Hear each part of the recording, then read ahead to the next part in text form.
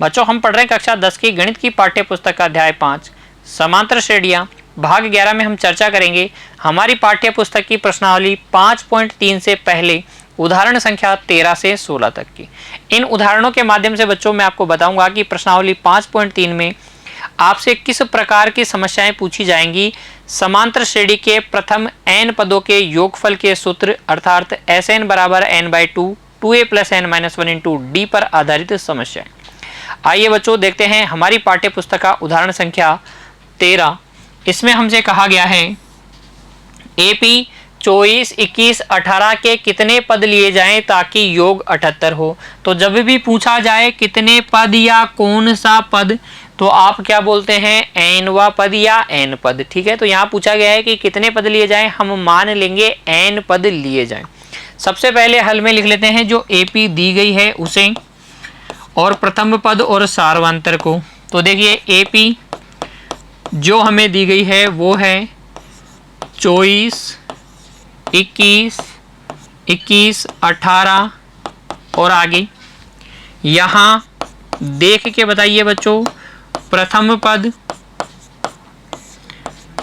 पद ए का मान है 24, सार्व अंतर डी का मान हो जाएगा a2 माइनस a1 कर लीजिए। दूसरे पद में से पहला पद घटा लीजिए तो 21 माइनस 24 कितना -3। डी का मान कितना आ जाएगा -3। देखिए अब माना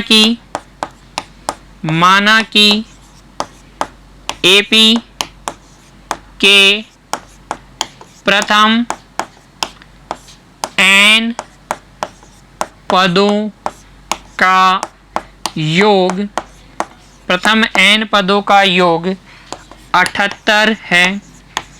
अतः हम बोलेंगे कि Sn बराबर 78। एपी के प्रथम n पदों का योगफल किसके द्वारा दिखाते हैं हम Sn के द्वारा। और Sn होता क्या है बच्चों, देखिए क्योंकि Sn किसी भी समांतर श्रेणी के प्रथम n पदों का योगफल होता है n/2 2a + n-1 गुणा डी। इसलिए हम लिख सकते हैं 78 Sn का मान 78 बराबर n/2 2a का मतलब है 24 + n-1 डी का मतलब है -3। यहाँ से देखिए 2 को इधर गुणा कर दीजिए, ये हो जाएगा 156 बराबर n 48 प्लस -3 को अंदर गुणा करेंगे तो आ जाएगा -3n + 3। अब देखिए बच्चों यहाँ से 156 बराबर हमें मिल गया n 48 और 3 कितना हो गया 51 -3n अपनी जगह। 48 और 3 कितना हो गया 51। दोनों को n से गुणा करके इधर पक्षांतरित जब आप करेंगे तो आपको मिल जाएगा। देखिए 51n तो माइनस का हो जाएगा, ये इधर आ गया तब। तो यहाँ से देखिए 3n² -51n + 156 बराबर 0 लिख सकता हूँ क्या। n को अंदर गुणा करोगे तो ये बराबर होगा 51n - 3n² के। दोनों को इधर पक्षांतरित करो, माइनस का 3n² प्लस का 3n² हो जाएगा, प्लस का 51n माइनस का 51n हो जाएगा। 3 उभयनिष्ठ ले लेंगे, सब में से 3 उभयनिष्ठ आ जाएगा तो n² - 17n प्लस 3 का भाग लगाइए बच्चों, 3 × 5 = 15, 3 दूनी 6 52 बराबर 0। ये उभयनिष्ठ वाले 3 को भी उधर पक्षांतरित कर दीजिए, 0 से डिवाइड करेंगे 0 ही आ जाएगा। n² - 17n प्लस 52 बराबर 0/3 का मतलब है 0। क्या ये एक द्विघात समीकरण है। इसे हल करने की बच्चों 3 विधियां हमारे पास है। अध्याय 4 में मैंने आपको सिखाई है गुणनखंड विधि, पूर्ण वर्ग बनाने की विधि और द्विघाती सूत्र विधि, जिसे हम श्रीधर आचार्य विधि के नाम से भी जानते हैं। किसी भी एक विधि से हल कर लेंगे। अगर मैं गुणनखंड विधि का यूज करूं बच्चों, गुणनखंड विधि का प्रयोग करूं तो मुझे करना होगा a गुणा c करोगे। देखिए ABC आपको याद है ना, ax² + bx प्लस सी बराबर 0। स्क्वायर वाले पद के साथ जो होता है वो ए, अचर पद जो होता है वो सी। यहाँ ए का मान 1 और सी का मान कितना 52। तो 1 को 52 से गुणा करोगे तो प्लस का 52 आएगा। अब 52 के ऐसे दो गुणनखंड हमें ज्ञात करने हैं जिनको जोड़ने पर 17 आए। तो लिख लीजिए 4 गुणा 13, 4 गुणा 13 जोड़ने पर कितना आ जाएगा 17। 17 की जगह हम लिख देंगे 4 प्लस 13 और हमें मिल जाएगा n square minus 4n minus 13n plus 52 बराबर 0। प्रथम दो में से n उभयनिष्ठ आ जाएगा, अंदर n माइनस 4 बचेगा। अंतिम दो में से माइनस 13 उभयनिष्ठ ले लीजिए, ये भी n माइनस 4 अंदर बच जाएगा बराबर 0। n माइनस 4 को भी उभयनिष्ठ ले लीजिए बच्चों। तो जब हम n माइनस 4 को भी उभयनिष्ठ ले लेंगे, अंदर बच जाएगा n माइनस 13 बराबर 0। अतः n के दो मान हमारे प्राप्त होंगे, एक तो 4 या फिर 13। तो हम इस समांतर श्रेणी इस AP के प्रथम 4 पदों का योग देखें तो भी 78 आएगा और प्रथम 13 पदों का योग देखें वो भी कितना आएगा बच्चों 78 आएगा। हमसे पूछा गया था कितने पद लिए जाने चाहिए, तो लिख देंगे अतः AP 24, 21, 18 इत्यादि के प्रथम 4 या 13 पद लेने पर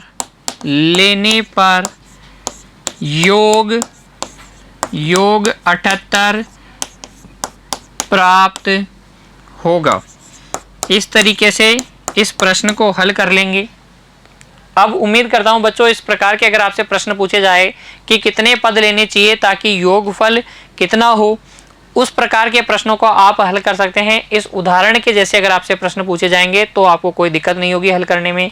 इस तरीके से हल कर लीजिएगा। द्विघात समीकरण बनेगी, उसको हल करना हमने सीख लिया था अध्याय 4 में ही।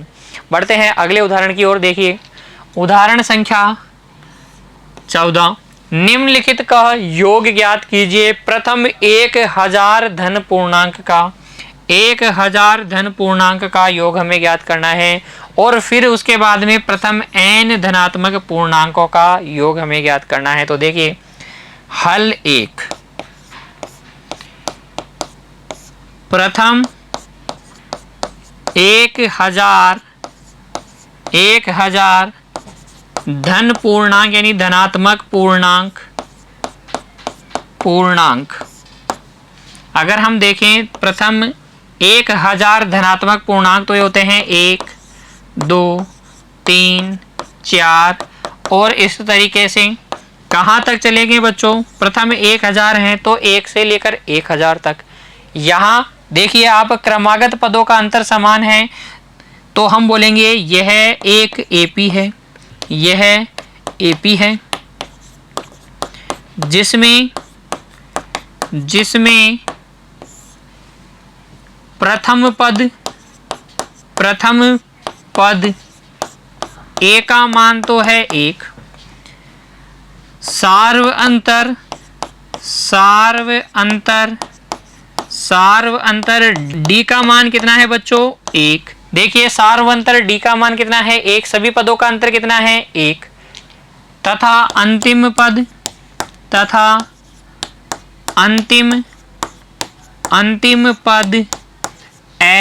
L का मान कितना है 1000। हमें ज्ञात करना है इनका योग कितने हैं, पदों की संख्या कितनी है, पदों की संख्या n, पदों की संख्या कितने पद हैं बच्चों, n का मान है 1000। अरे 1 से लेकर 1000 में कितने पद होंगे, 1000 पद होंगे। अब हमें इनका योग ज्ञात करना है तो लिखेंगे क्योंकि AP के प्रथम n पदों का योग, किसी भी AP के प्रथम n पदों का योग क्या होता है Sn, कितना n/2 n/2 a plus l, ये सूत्र भी लगा सकते हैं बच्चों, या आप ये भी लगा सकते हैं n/2 2a plus n-1 into D. दोनों में से किसी भी एक सूत्र का प्रयोग करके आप Sn का मान ज्ञात कर सकते हैं। यहाँ हमें ज्ञात करना है S1000, क्योंकि हमें आखिरी पद भी पता है, इसलिए ये सूत्र लगा दूंगा। S1000 हो जाएगा 1000 अपॉन 2 a का मतलब 1, l अंतिम पद कितना 1000, तो ये हो जाएगा 500 गुणा 1001। 1001 को 500 से जब आप गुणा करेंगे तो यह जाएगा 005,005, 5,05,000 कितना आ जाएगा बच्चों 5,05,000। 1 से लेकर 1000 तक के जब धनात्मक पूर्णांकों का योगफल आप करते हैं, 1 से लेकर 1000 तक की गिनती का जब आप योगफल करते हैं, कितना आता है 5,05,000, 5,05,000 बच्चों। आइए अब ज्ञात करते हैं 1 से लेकर n तक के पदों का योगफल। देखिए दूसरा हमें क्या याद करना था, सेकंड हल। दूसरे का हल देखिए,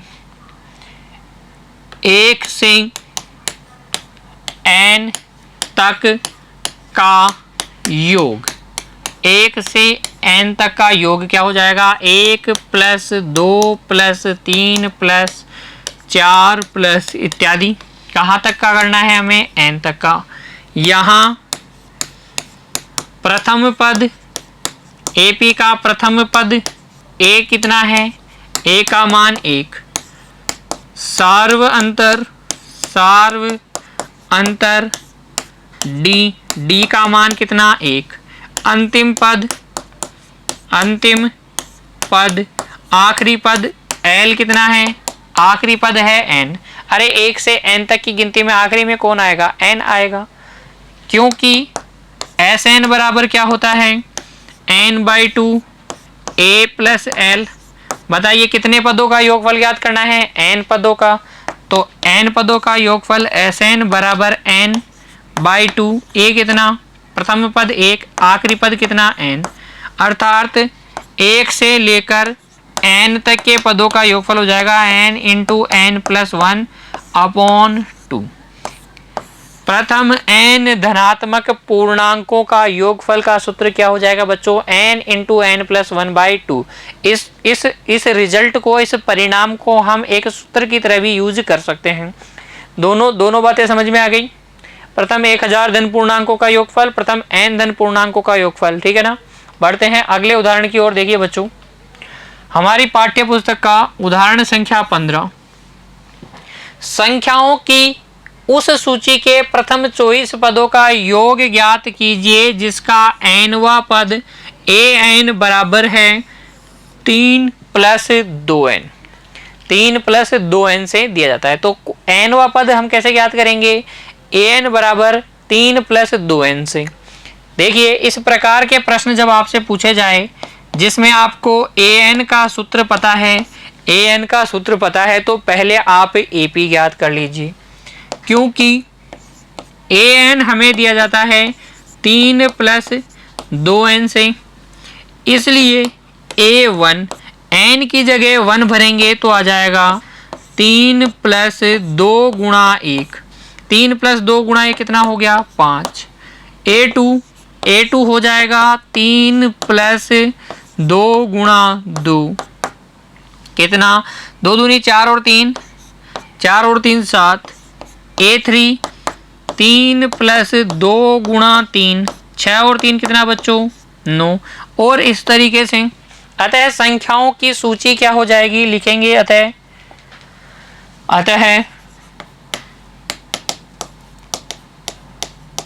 संख्याओं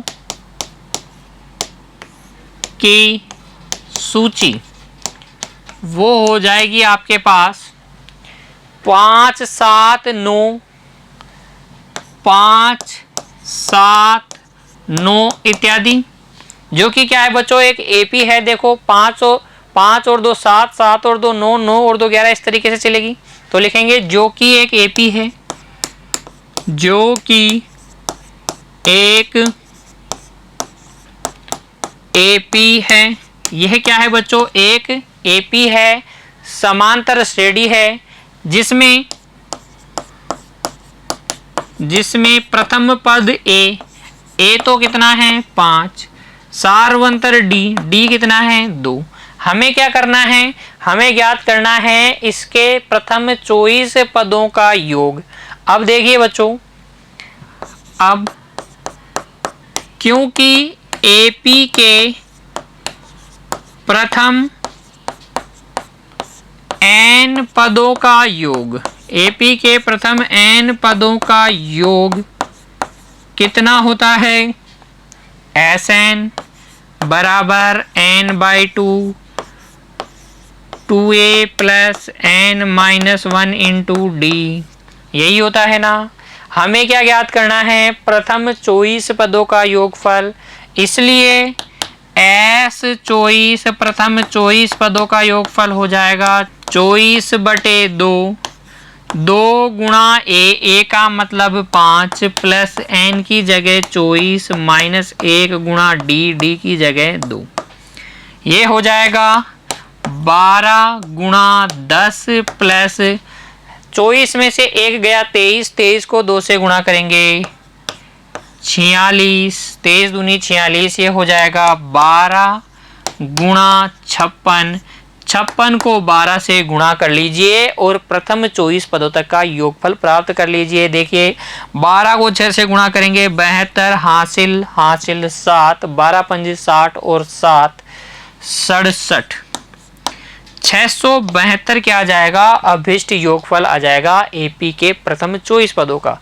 तो एन देने पर घबराइए नहीं बच्चों, एन की जगह 1 2 3 4 रखकर सूची प्राप्त कर लीजिए। सूची आपको हमेशा एपी मिलेगी, उसका प्रथम पद और सार्वंतर लिख दीजिए। किसी भी एपी के प्रथम n पदों का योगफल हमें ज्ञात करना आता है Sn बराबर n/2 into 2a plus n-1 into D. इस सूत्र में n, a और d का मान भर दीजिए, आपको मिल जाएगा अभिष्ट योगफल। बढ़ते हैं आगे। देखिए अगला उदाहरण संख्या 16। टीवी सेटों के निर्माता तीसरे वर्ष में 600 टीवी, तीसरे वर्ष में 600 टीवी, 7वें वर्ष में 700 टीवी सेटों का उत्पादन करता है। कोई एक टीवी निर्माता है, टीवी निर्माण करता है, तो वो तीसरे वर्ष में 600 टीवी बनाता है, 7वें वर्ष में 700 टीवी बनाता है, यह मानते हुए कि प्रत्येक वर्ष का उत्पादन एक समान रूप से एक निश्चित संख्या में वृद्धि होती है। हर वर्ष वो क्या करता है? अपने उत्पादन में वृद्धि करता है एक निश्चित संख्या में। ठीक है, ज्ञात कीजिए प्रथम वर्ष में उत्पादन। तो देखिए बच्चों, इस प्रकार के प्रश्न को हल करने के लिए प्रथम वर्ष में उत्पादन आपको पता करना है, तो आप हल में लिख दीजिए, हल में लिख दीजिए माना टीवी निर्माता के द्वारा प्रथम वर्ष में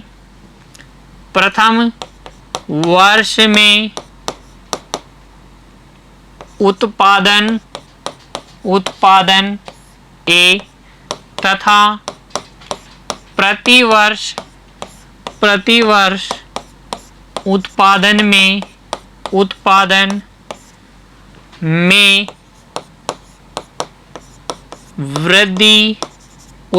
में वृद्धि डी है। हमने क्या मान लिया कि ये जो टीवी सेटों का निर्माता है वो प्रथम वर्ष में ए टीवी सेट उत्पादन करता है और हर साल क्या करता है? डी वृद्धि करता है अपने उत्पादन में। अतः बच्चों, टीवी निर्माता द्वारा प्रत्येक वर्ष में उत्पादित टीवी सेटों की संख्या संख्याओं की सूची। हर वर्ष में उसके द्वारा टीवी सेटों के उत्पादन की सूची कैसे क्या होगी?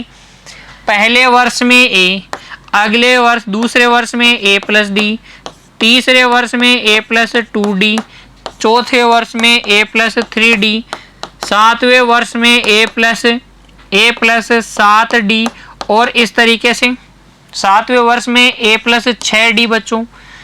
ठीक है, इस तरीके से वो टीवी सेटों का उत्पादन करेगा। अब देखिए क्योंकि हमें दिया गया है तीसरे वर्ष में कितने टीवी 600, तो हम लिखेंगे क्योंकि तीसरे वर्ष में टीवी सेटों का उत्पादन बराबर है 600, इसलिए a प्लस 2D का मान हो जाएगा 600। समीकरण संख्या 1, a प्लस 2D का मान हो जाएगा 600 तथा बच्चों हम लिखेंगे तथा क्योंकि सातवें वर्ष में टीवी सेटों का उत्पादन वो कितना है 700। सातवें वर्ष में टीवी सेटों का उत्पादन कितना है 700 टीवी उसने बनाए सातवें वर्ष में, तो हम लिखेंगे सातवें वर्ष का मतलब a प्लस 6D बराबर 700। समीकरण संख्या 2, एक समीकरण संख्या 1 बी किस में है a और d में, समीकरण संख्या 2 किस में है a और d में। विलोपन विधि का प्रयोग करेंगे और d का मान निकाल लेंगे। लिखेंगे समीकरण 2 माइनस समीकरण 1 से, समीकरण 2 में से 1 को घटा लीजिए, a माइनस a 0, 2D घटेगा 6D में से, लिख लीजिए बच्चों आसान बनेगा आपके लिए।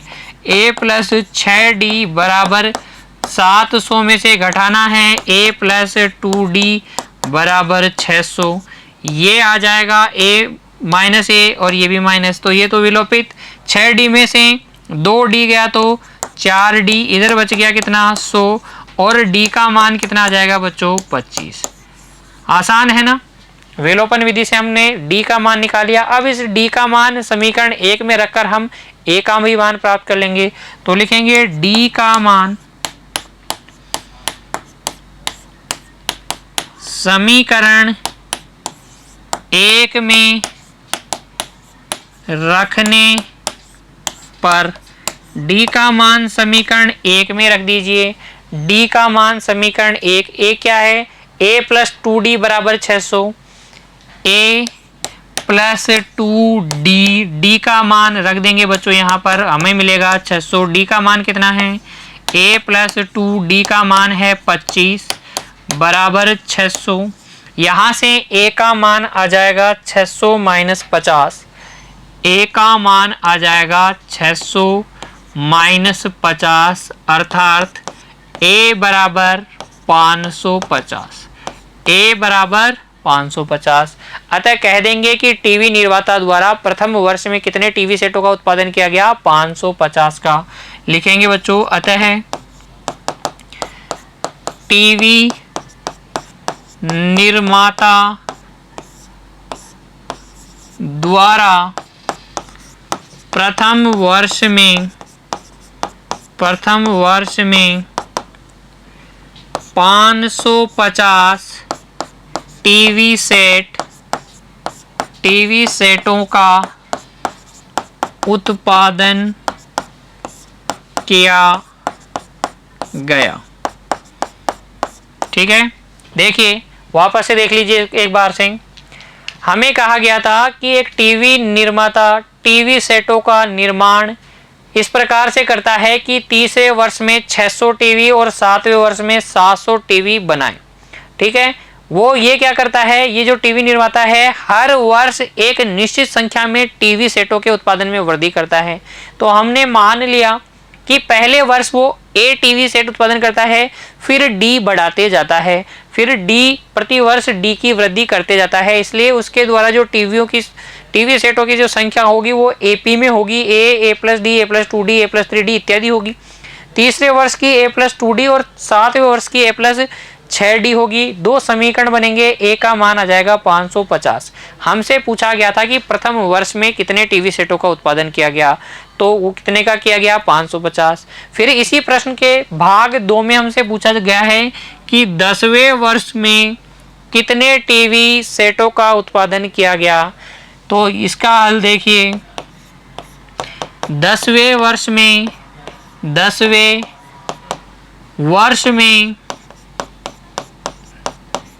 उत्पादन वो हो जाएगा ए प्लस नो डी, ए का मान 550 प्लस नो डी का मान 25। देखिए 550 में जोड़ लीजिए 225, आपको मिल जाएगा 775। 10वें वर्ष में टीवी निर्माता ने कितने टीवी सेटों का उत्पादन किया, 775 टीवी सेटों का। फिर आगे आपसे पूछा गया है प्रथम 7 वर्षों में कुल कितना उत्पादन हुआ, तो आपसे पूछा गया है S7। तो यहाँ पर हल में हम लिखेंगे, क्योंकि किसी भी एपी के प्रथम n पदों का योग